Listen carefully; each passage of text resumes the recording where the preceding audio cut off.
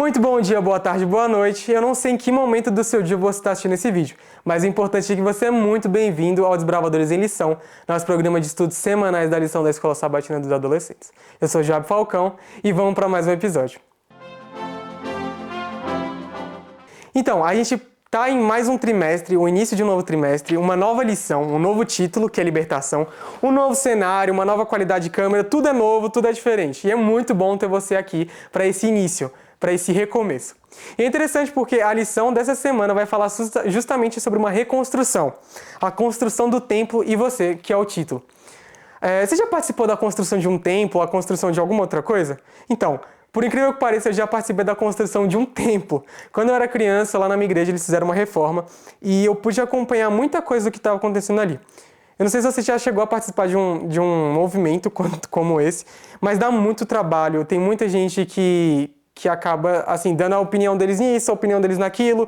Ninguém chega num consenso, às vezes pode dar tudo errado, às vezes pode dar tudo certo. Mas no meu caso, o importante é que no final a igreja foi reconstruída e ficou muito bonita.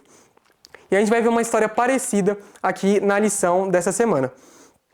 Vamos ler o verso da semana para a gente começar? Diz bem assim: somos servos do Deus dos céus e da terra, e estamos reconstruindo o templo que foi construído aqui muitos anos atrás, por um grande rei de Israel. Esdras 5:11. Então aqui a gente vê que o povo de Israel, naquele momento as tribos de Judá e Benjamim, eles estavam passando por um processo de reconstrução.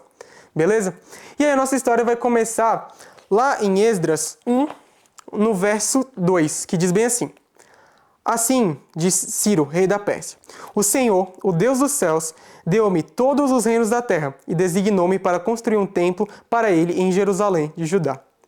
Aqui é interessante porque a nossa história já vai começar com um decreto instituído por Ciro, o rei da Pérsia naquele momento, para a reconstrução do templo de Israel. O que acontece é que Ciro viu uma profecia lá em Isaías 44:28, e eu acho que seria interessante nós lermos juntos. Eu vou aqui abrir minha Bíblia, espero que você também me acompanhe. Uma profecia que diz bem assim: que diz acerca de Ciro: ele é meu pastor e realizará tudo o que me agrada. Ele dirá acerca de Jerusalém: seja reconstruída, e do templo: sejam lançados os seus alicerces. Ciro ficou sabendo dessa profecia, muito provavelmente por causa de Daniel. Lembra que Daniel chegou a ser um dos governantes ali da Média Pérsia quando Ciro era o rei? Ainda no livro de Daniel? Pois é, a nossa melhor hipótese é que Daniel em algum momento teve uma conversa com Ciro acerca dessa profecia. Ciro, sabendo dessa profecia, se sentiu no direito de honrar o Deus Altíssimo e instituir um decreto que permitisse que os israelitas, o pessoal da tribo de Judá e Benjamim, reconstruíssem o templo. Beleza? Então o povo começou a reconstrução, na verdade, do templo naquele momento. Já no capítulo 3 de Esdras a gente vai ver como foi esse processo. E, enfim, eles tinham o aval do rei para fazer isso, e eles foram recebendo ajuda, tanto do rei quanto de nações vizinhas, amigos e etc. E de pouquinho em pouquinho eles foram reconstruindo o templo.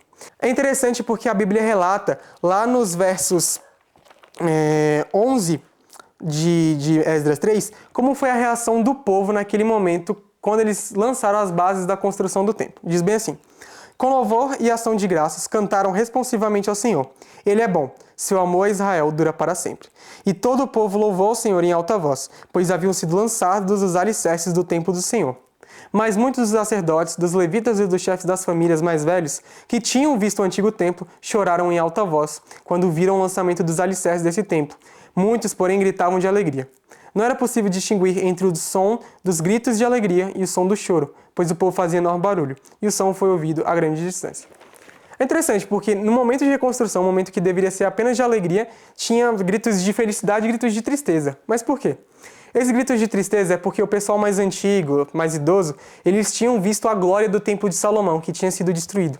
E eles ficaram muito tristes ao perceber que o templo que eles estavam reconstruindo não tinha a mesma grandeza do templo de Salomão. Então eles ficaram tristes. Então aqui a gente vê que tinha assim um povo que estava feliz e o povo que estava triste, porque eles já tinham visto a grandiosidade do templo de Salomão antigamente. Mas o importante é que o templo estava sendo reconstruído e que estava indo para frente, não é mesmo? E aí a gente já parte para um segundo ponto dessa história que é muito interessante. Porque quando eles começaram, as tribos de Benjamim e Judá começaram a reconstruir o templo, Os samaritanos vieram oferecer ajuda para eles, mas eles prontamente recusaram essa ajuda, que a princípio parece estranho. Por que não aceitar a ajuda, né, de um povo que parecia ser tão prestativo? Um povo que aparentemente seguia o mesmo Deus deles. Então, é porque na verdade eles não seguiam o mesmo Deus. Assim, o Deus era o mesmo, mas as práticas eram diferentes. Os samaritanos, apesar de seguirem o Deus Altíssimo, introduziram práticas pagãs no meio deles. E os israelitas já tinham aprendido que fazer alianças com nações que não têm os mesmos princípios que nós não é uma ideia muito interessante. Então, serve de lição para a gente. Apesar de, sim, podemos ter amigos de outras denominações, de outras religiões, de outras crenças, de outras culturas, é muito importante que nós não abandonemos os nossos princípios e tenhamos ciências do quão perigoso é esse tipo de associação.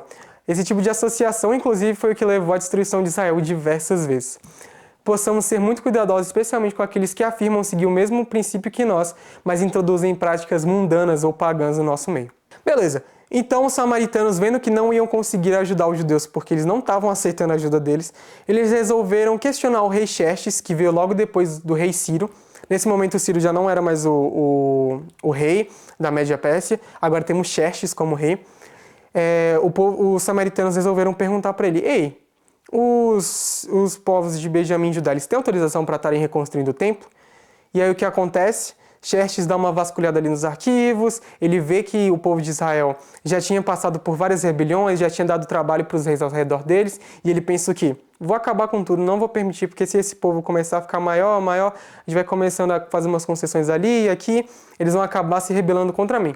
Então o mais seguro é acabar com tudo. E aí a obra da reconstrução do templo ficou parada nesse período, até o segundo ano do rei Dario, o que foi, assim, atrasou a obra, né? Beleza, aparentemente tinha dado tudo errado, eles começaram a reconstrução, mas aí tiveram que parar por conta do decreto de Xerxes. Mas Deus enviou Ageu e Zacarias, 2 profetas escolhidos por ele para trazer uma mensagem de ânimo ao povo naquele momento.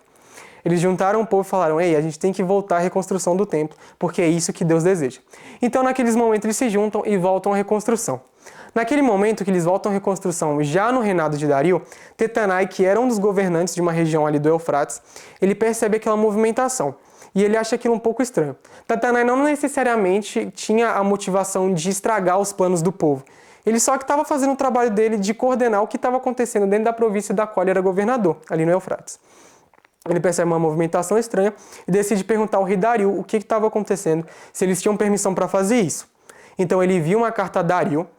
Com a resposta, inicialmente Tetanai já tinha falado com o povo de Israel, com o povo de Judá e Benjamim, sobre o que era aquilo. Eles explicaram que havia um decreto de Ciro que permitia a eles reconstruir o templo. Tetanai informa tudo isso para Dario.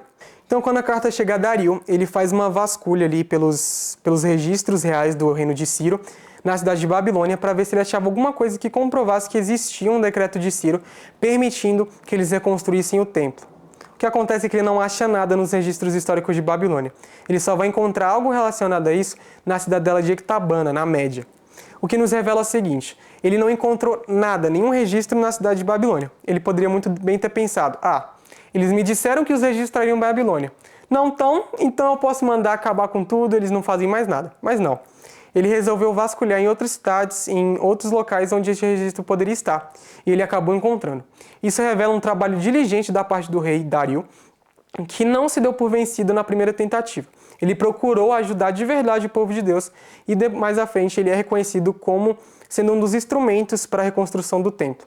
A gente vê dessa forma como o trabalho diligente de qualquer um pode ajudar na pregação do evangelho e no cumprimento da vontade de Deus em nossas vidas. Então, dessa forma, através desse trabalho árduo de Dario em procurar os outros documentos, outros locais onde esse documento poderia estar, a reconstrução do templo foi retomada e eles puderam reconstruir o templo para a honra e glória de Deus. Amém? A gente vê dessa maneira como Deus usa diversos meios para ajudar seu povo em momentos difíceis, principalmente se for para cumprir a sua vontade. Inclusive, nesses últimos dias, nós somos o povo remanescente de Deus, e Ele não nos deixou desamparados para realizar a sua obra, para realizar a sua vontade. Ele, inclusive, nos deixou uma profetisa para nos revelar algumas verdades que serão necessárias nesse tempo futuro. O nosso dever é, assim como Benjamim e Judá, restaurar algumas verdades que foram perdidas ao longo do tempo pelo mundo que se encontra tão envolto nos próprios prazeres, nas próprias preocupações. Devemos ser o povo de Deus que trará luz ao mundo. Mas enfim, essa é a nossa lição. Espero que você tenha gostado desse episódio. Não esqueça de acompanhar os próximos, a lição está muito interessante. É muito bom que você possa acompanhar ela, ter a lição física de estudos para você. Leia também o livro Uns Ungidos, que traz muitas informações importantes para nós. E que você possa estar sempre por dentro de tudo o que acontece aqui dentro. Deixe seu like se você gostou do vídeo, se inscreva no canal, compartilhe com aqueles que precisam ouvir mais sobre a Palavra de Deus. Eu vejo você no próximo vídeo e até mais. Tchau!